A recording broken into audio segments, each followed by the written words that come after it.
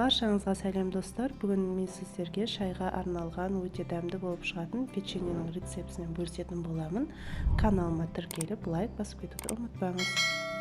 Ең алдымен ыдысымызға алдын ала еріген сары майымызды, қантымызды және 2 ас қасық қаймақ, 2 ас қасық балымызды қосып, жақсылап араластырамыз.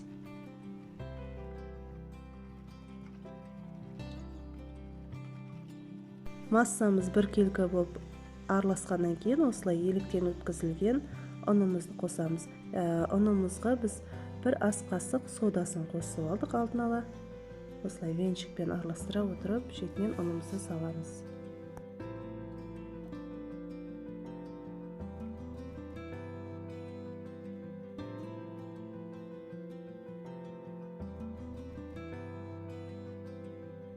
Егерде қамырларыңыз әлдеде сұйықтау болып, қолдарыңызға жабысып, икемге келмей жатса, онда аз-аздан ұн қосып, осылай қамырымызды илейтін боламыз.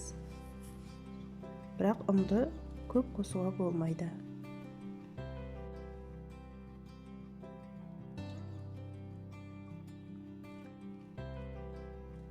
Мінекей біздің қамырымыз дайын болды. Енді шетінен осылай дөңгелектеп формаға келтіріп, табамызға орналастырамыз. Табаның астына міндетті түрде пергамент қағазын салыңыздар. Содан соң алдын ала қысып тұрған, яғни 180 градуста қысып тұрған пешімізге 15-20 минутта пісіріп алатын боламыз. Мінекей достар, біздің печеньеміз дайын болды. Көріп тұрғандарыңыздай өте оңай әрі қарапайым жолмен жасалады. Тез арада шайға дайындап жүрсеңіздер, шайларыңыз өте дәмді болады. Міндетті түрде әзірлеп көріңіздер. Барлықтарыңызға ас болсын. Және менің каналыма тіркеліп, лайк басып кетуді ұмытпаңыздар.